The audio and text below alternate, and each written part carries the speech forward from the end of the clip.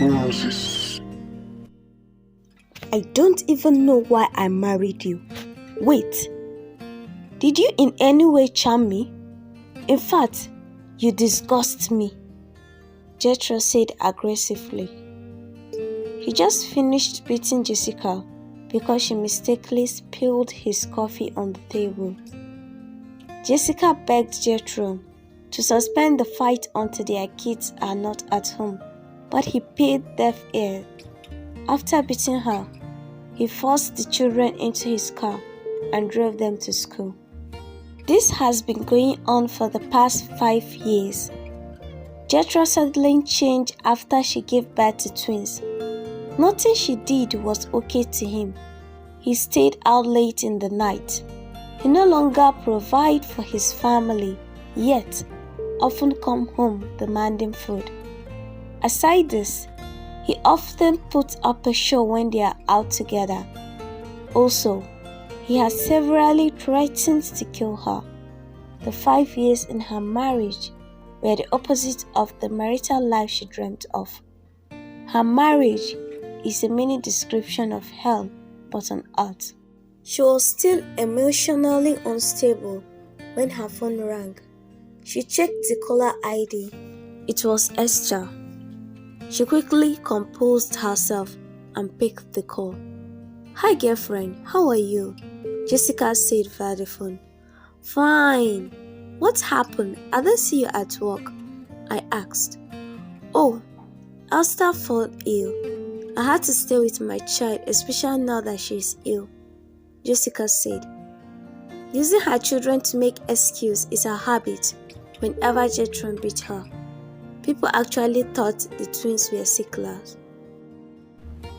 Sickler. A sickler is someone with a sickle cell anemia, SS genotype disease. Jessica named her twin daughter and son Esther and Espen. I wonder where she got the name Espen from. She once told me the origin is Germanic. The name means bear of God. "My namesake is sick. Do you want me to come over?" "No dear, you don't need to," she replied abruptly. "Are you sure you don't need me?" I asked again because she sounded troubled. "I am fine, and I believe Esther will recover soon. After this call, I will call the office to tender my complaints.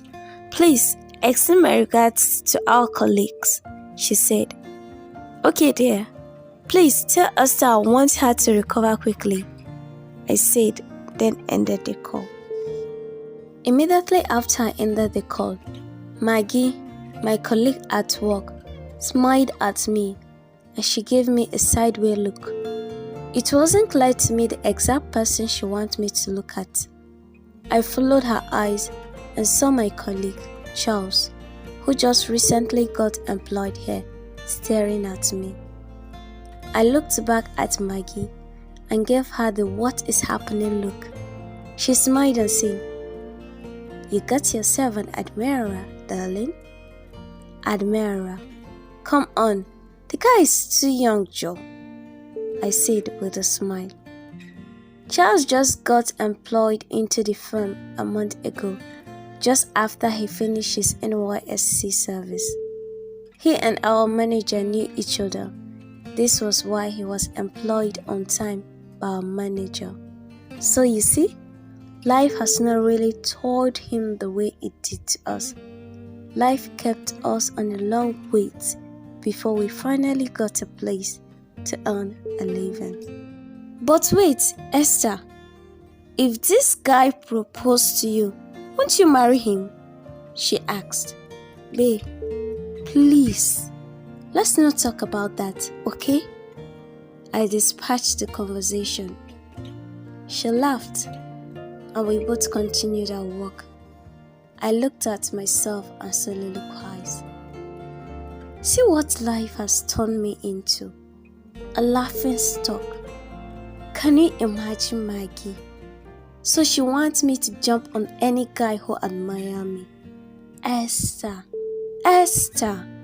you don't suffer for this life. It's just a matter of time, oh. I know my season will come. I got home tired. Mondays were never friendly. I went to my room, took my bath, and retired to my kitchen. I was checking my counter for the food to be cooked when my phone rang. I received the call without searching the caller ID. "Hello, good evening, Esther," was the masculine voice I heard. I put down the phone and quickly checked the caller ID. It was the new contact. "Hello," I responded. "How are you doing? This is your new colleague," the masculine voice said. I tried to remember the new colleagues in my place of work, and it dawned on me it must be Charles, my new admirer. "Fine. Charles, right?" I asked. "Yes, just to check on you and to know if you arrived home safely," he said. "Oh, I did. Thanks for your concern. Goodbye," I quickly said and disconnected the call. I laughed out loud and clapped my hands in appraisal of his boldness. Just then, I remembered Mom called the previous day, saying she has good news for me. I was still in the kitchen when I called her. Mom picked up the phone call on first ring. Mom always talked long on phone. I quickly grabbed a stool nearby and sit. Just the exchange of pleasantries took us almost 30 minutes. "Okay, Mom, can you tell me the good news?" I asked in haste. "Yes, so thanks for reminding me. Do you know that popular artist from our town?" Mom asked. "Mommy, I hardly stay at home. How am I to know who you are referring to?" I replied. "The man known as Big G. Can you recall his name?" "Mom, you mean Gideon, right?" "Yes, you got it. His mom told me he will be coming to town end of the month. I want you and him to meet. You never can tell. Something good may come out of it," she said nonchalantly.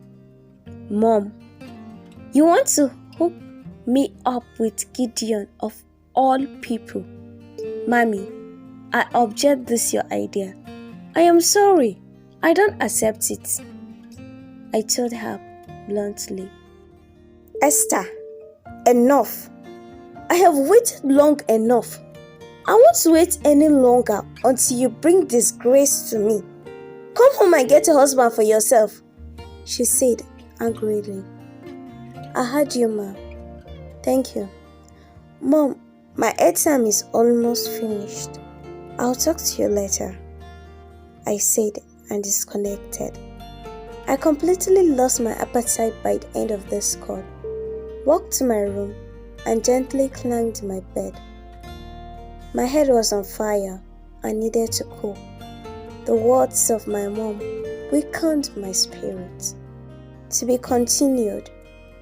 To follow this series, you can follow the author on Facebook at Rahila Johanna Bawa. You can share this series, but please do not edit the credit of the author and the details. Nightingale novel, inspired by God, written by Rahila Johanna Bawa. +234 8069848422. Please don't forget to subscribe.